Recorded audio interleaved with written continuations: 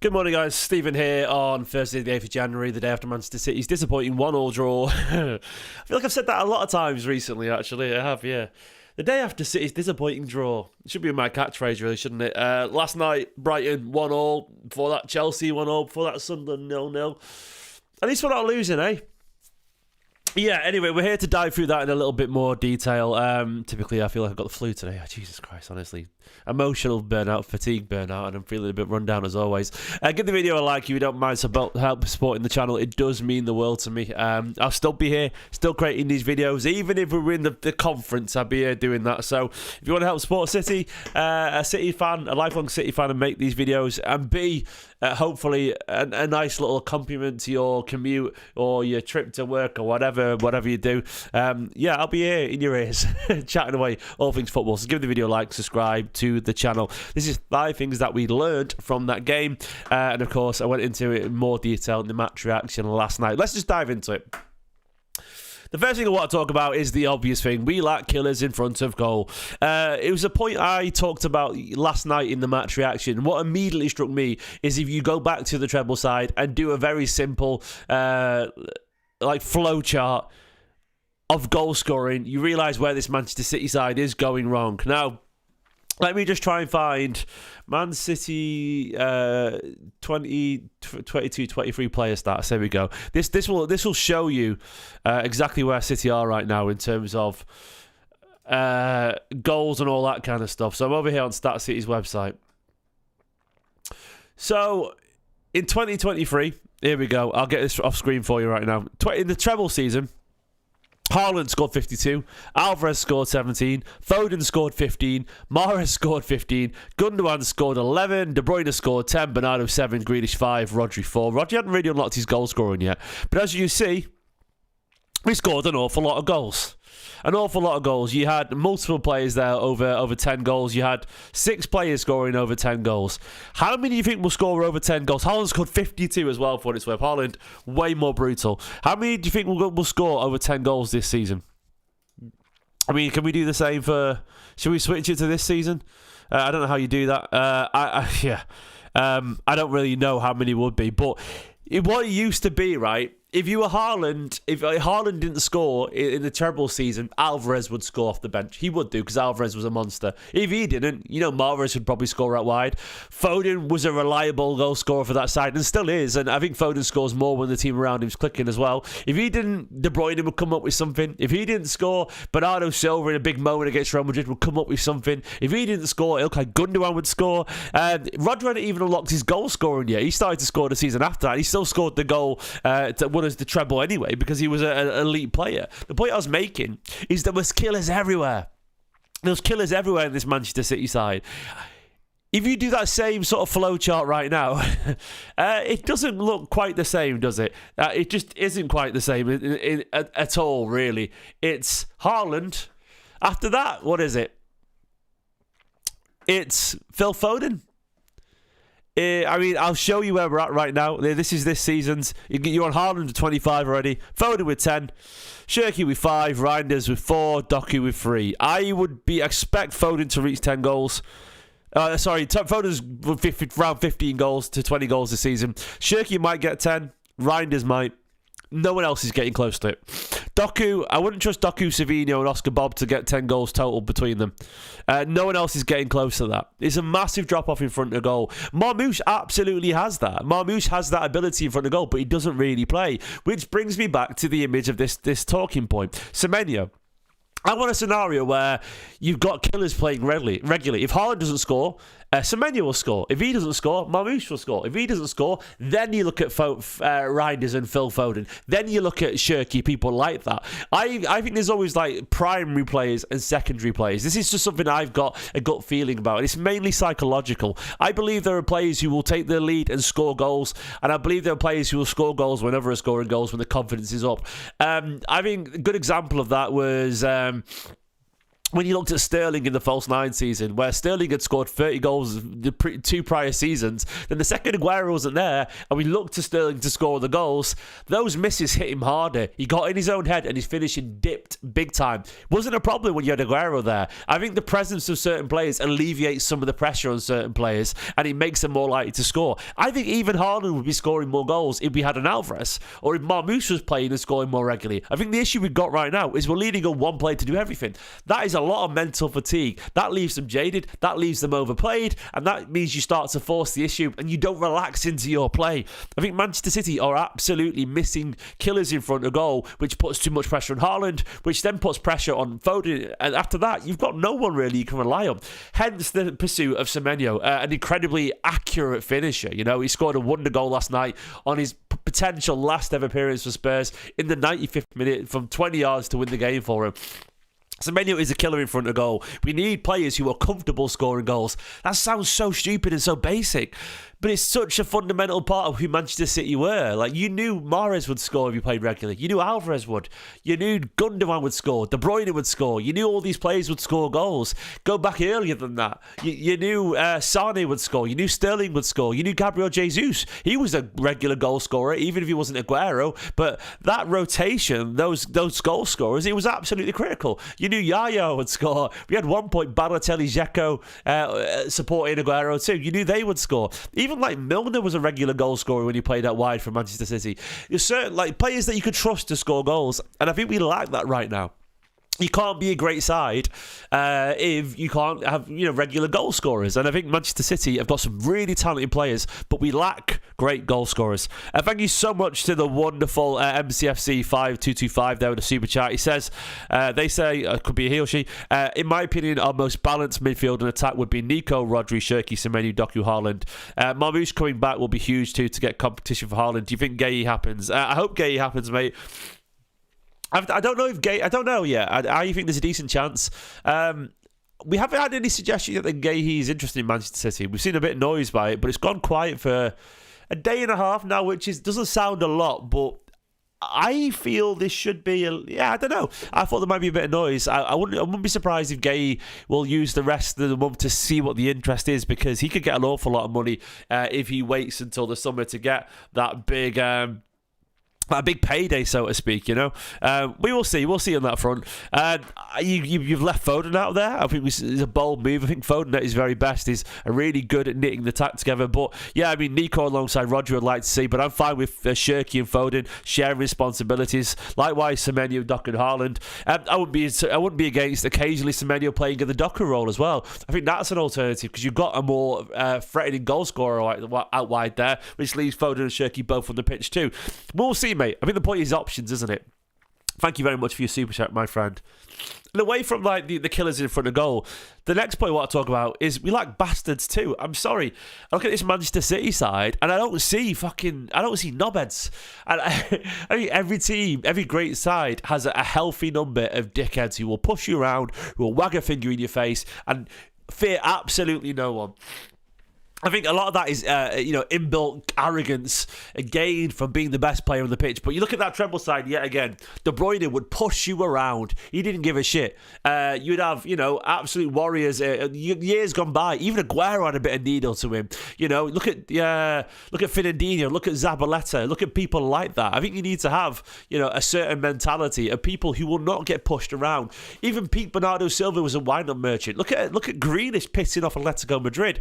I think there's something in this. I think you do need some bastards on the pitch who will take no shit, and I think we do suffer from a little bit. Our best sides always had tough players. You think of Kompany, David Silva was tough. He put his foot in. Kyle Walker would get up in people's faces. I do think we are a little bit soft on that front, and I think it's something that this City side, maybe it'll come with time, maybe it'll come with confidence, but I do think I look through that Manchester City side. Donnarumma has it. Nunes, no. I don't think Diaz a little bit, but I don't think Vardiol has that. I don't think he's a bastard in that way. Nico O'Reilly doesn't feel that way to me. Khusanov is a combative monster, but it's a different type of thing. Nico G, no. Rodri, yes, but he's barely played, of course, this season. Foden, no. Shirky, no. Bernardo, to an extent, yes, but he's sort of small man needs the bigger men around him. Doku, absolutely not. Haaland can be, but he's a little bit up and down with his mentality, Haaland, you know. I think he is, actually. But I think we need more. And it goes back to the killer mentality thing. I want this Manchester City side to have healthy arrogance and winners. People who will push you around and get in your faces. Arsenal, look at them. You got big fucking centre-backs. Declan Rice kicking people. You got all the fullbacks. They will bully you physically, and I think you need that to an extent. City still lack an awful lot of that, in my humble opinion. You know, we do have one who's pretty good at it. I think we go to a positive here. Khusanov, I think, will be special. I've realised I haven't got Max Alane mentioned in this video, but I'll give you a little bit of credit right now as well in the section. I thought Max Alane did really well in incredibly difficult circumstances, you know? Maybe there was one cross he should have stopped, I think. But other than that, he was so composed. Drove into midfield really well. He was really, really impressive. But most impressive defensively was this man. Khusanov, Guardiola was utterly raving about how good he could be. And rightfully so. He is a fantastic player. A really, really, really unique centre-back. You know, that ability that he's got is just so rare. Like that incredible mixture of athleticism and aggression. I'll go to the Guardiola quotes on him. He said, Khusanov is incredible, helped us with long balls in behind. He can control all the width. He's so fast. He will grow up and be more courageous and involved in the process of play. It's a question of time. Defensively, he's top. Yeah, absolutely. He was really nice about Max Alane as well. He said, I'm grateful and say thank you to Watford because they helped him grow a lot as a footballer. He was a little bit defensively an issue, but today, all the long balls he won, he's so fast in transition. On the ball, he's really, really exceptional. He missed one ball, the rest was top. Really, really top. He'll have many victories in the future. Yeah, absolutely. I think Khusanov is such an absurdly unique player. There's one bit where he sort of like tried to play an offside trap, but then still caught 5 yards to win the ball back anyway. Like Khusanov is a bit of a cheat code defensively. He has such absurd pace that he catches more or less everyone who gets past him and stops so many chances that are ridiculously high quality chances just by his athleticism alone. I do agree with Guardiola. I do want to see more in terms of involved in the play and bravery on the ball. That will come with confidence. It's nothing that you can't teach on that front. But his physical attributes, his raw defensive skills are unique. You could go a long time looking for a player with those abilities and you won't find them. He has got obscene natural talent defensively, and I think he's going to be a cracking footballer. To me, I want to see him in this Manchester City side. I think he's... I understand why Guardiola plays Diaz. He said the other day that, you know, Diaz has that mentality that inspires the team on the pitch. Leadership, essentially. If you can get Mark Gay alongside Khusanov, who has a very similar mentality, then all of a sudden you don't have to worry about that lacking because Gay has that, and then you've got Khusanov with that incredible defensive ability. Yeah, a special player who's got an awful lot to offer Manchester City. Rotation was needed earlier. I've read so many stats after full time about how much Manchester City have been running. They have been running an absurd amount this season, and I think Guardiola has, in hindsight now, I think we can say it with conviction, ran a few of these players into the ground. Now, I've already been accused of babying some certain players. I'm sorry, it's tired bullshit that, mate. I don't baby players. I try and look for reasonable explanations of why certain players who look really good suddenly don't look really good. This man in particular, Phil Foden, to me, he is jaded. The last 4 or 5 games, he's looked sloppy on the ball. There's no lack of effort there. He's running an awful lot still. The stats show it. And when I looked at the Premier League stats, no player has ran more in the league this season than Phil Foden. If anyone has the excuse of being tired, it is him. He is the hardest working player in the Premier League. That is a statistical fact. He's knackered. He shouldn't be. You don't want your creative players who are meant to be all wonderful, delicate tricks and flicks and precise, intricate movements to be running on fumes. I think Guardiola, unfortunately, has run some of these players far too into the ground. I understand the logic of playing a strong side to bed them in, bed new ideas in. And it's easy to say this in hindsight. But some of these players needed a rest. Michael said in the chat, Haaland looks jaded as well, man. Haaland needs an Alvarez. It's mad to say that, but I bet Haaland would be gagging for an Alvarez right now that would come on for 40 minutes, 35 minutes and score you a goal or play the odd game here and there. Haaland plays too much football. He looks mentally drained by this. Foden plays too much football. Nico Gonzalez has been running to the ground as well. He's done really well. Josko Vardiel has been running to the ground. Nico O'Reilly, with his wonderful 20-year-old energy, he was running to the ground and a bit too tired as well. Now, you can talk about injuries and all that kind of stuff, but at one point where we had a pretty Good squad. And someone just said in the chat, Nick said, it's easy to say rotation was needed, the power of hindsight, but no one was complaining when we were going to a 7-match winning run. It's not us to complain, it's on Guardiola to plan in advance. I would argue, when you ask the players to be the hardest running players in the league, which they are, and given last season with all the injuries, you're going to have to expect burnout at some point because players are going to get tired. I'm not asking you to change 5 players a game, but I just don't buy it that Marmoush couldn't have come on for half an hour. He's getting 5 minutes.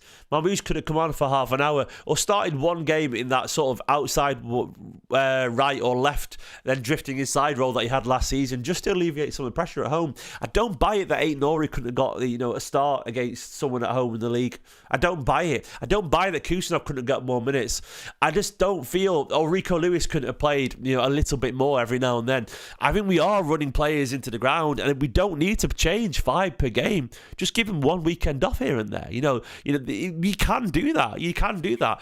You have to. It's a necessity. Because look at the players right now. They are running on fumes, and the squad is getting more injuries. And I think, look, it is captain hindsight stuff, and I could be talking bullshit here, but I think the proof's in the knackered pudding. Yeah, I don't know. I feel like looking back, it was really obvious. And finally, I'm going to end on a positive note because we're all doom and gloom. I would encourage people to sort of maybe reevaluate your expectations for the season. I actually had, if you watch my season preview, I had a second. I think we are a better side than last year, but I think Arsenal are more complete in their project, so to speak. But I still think we are an improvement on last season. We lose those 3 games that we've drawn last year. And I know that's small victories there, but I think we've been the better side in all those games. I'm not making excuses here. We have been. We should have won all those games. We created more chances. We should have scored more goals. And last season, we lost all those games. We were on a historically bad run, where now we're actually keeping the ball a lot better. We're creating chances. And even though we're conceding goals, we're still being the better side. I would implore everyone to remember that, that we are actually a side better than last season. And I think we are probably the second best side in the league right now. There's a good chance we might win something this year. We might also not. But I think, as Guardiola has said, the plan is to compete, and we are competing. And it is frustrating, of course. It is massively frustrating. But I still think it's down to an issue. Ultimately, we've seen Edison, Akanji, Kyle Walker. If you want to add Stones and Ake, because they may as well be gone, then we've seen De Bruyne, Ilkay Gundogan. We've seen Kovacic for a year now as well. We've seen Jack Grealish go. We've seen Mahrez leave 2 years before that. We've seen De Bruyne go. We've seen Alvarez go. Lots of incredibly good players go over the past year or two. And there's no way that isn't going to affect you. We've bought 8 outfield players in the last 13 months here in Semenyo, Aït-Nouri, Marmoush, Reinders, Shirky, the others, Nico Gonzalez, I've forgotten all of them. But we bought in a bunch of players. Of course, Reece and Khusanov too. One of them's out on loan. We've got an awful lot to improve. And I think, we're very much on that transition still. I think some players will go in the summer. Bernardo Silva will go. Ake will go. Stones will go. Kovacic will probably go. A couple more. We are very much clearly in transition. And I think until that transition is complete, we're going to see City looking really good, but not great. Really good sides do pretty good things. Great sides do special things, but we're a really good side. You've got a chance to win most things. You won't win everything. You might win something, but you won't win everything. But I still think we're an improvement on last year. And the way I feel about it, and yeah, someone said it's over, man, I believe. Yeah, it's been over. It's been over, in terms of that period's over. We're trying to start again, essentially. And it's going to take time, unfortunately. I still think we're on the right track. I do. I think the players are working hard for Guardiola. I think there's plenty of quality there. I actually think Manchester City have got a cracking first 11 when everyone's fit. But I don't think we've got a great second 11. I think it's pretty average to good. It's okay. It's a second 11 that would finish, around mid-table, whereas previously you could name a second 11 of Manchester City players that would finish in the top 4.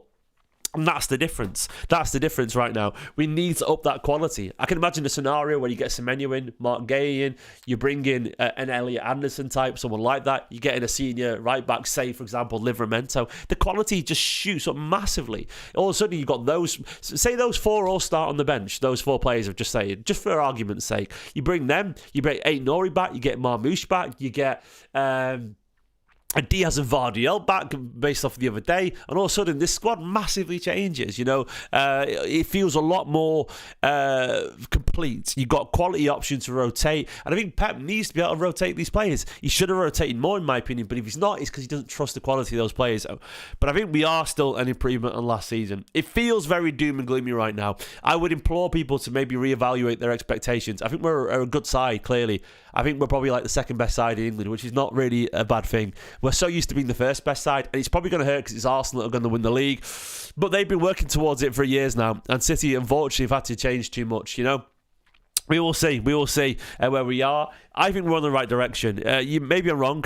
Task in the chat says Livramento gets injured a lot. Well, if not him, someone else. You know what I'm saying? Like a senior fullback. But yeah, I think we're on the right track. It's just going to take time, unfortunately. Thanks for watching. Give the video a like, subscribe, and I'll see you for whenever Semenyo is announced.